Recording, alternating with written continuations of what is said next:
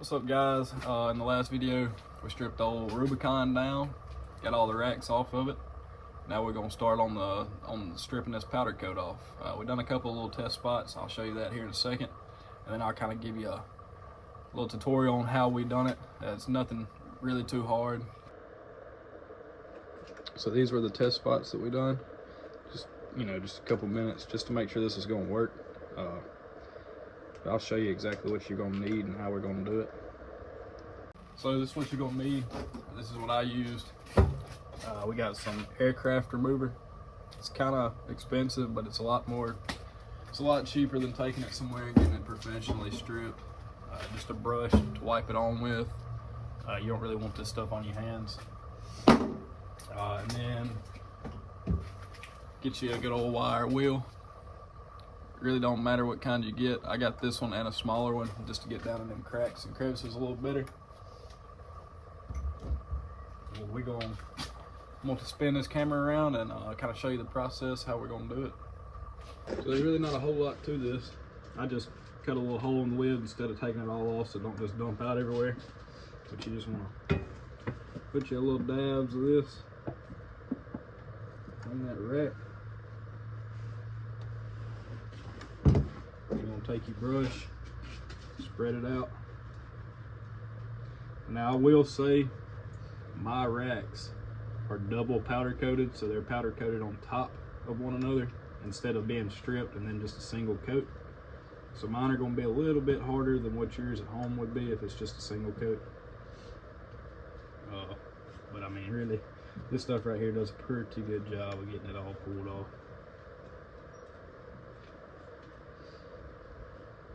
And then you just want to let that sit for about 15-20 minutes.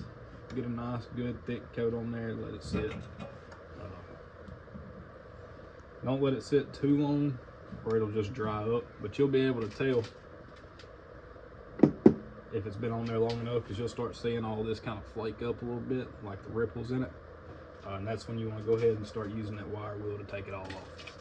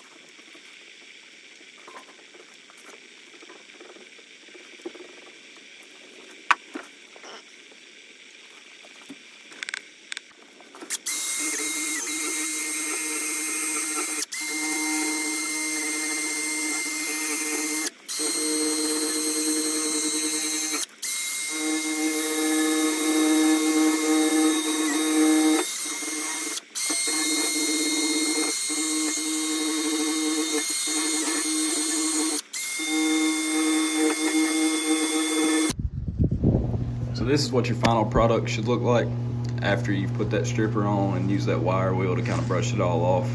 And from here you can pretty much coat it however you want. Alright, so now that we've got them all tore down and y'all have kind of seen what they're going to look like after you strip them, what we'll do next is I'm waiting on a couple things to come in the mail. Then we're going to get them resprayed, and I'll kind of show y'all as best as I can while we're doing that. I might not be able to get as much content on it, but we will definitely try. So y'all just stay tuned for that one. It should be out, and hopefully less than a week from now. But I appreciate y'all watching. Come back for the next one.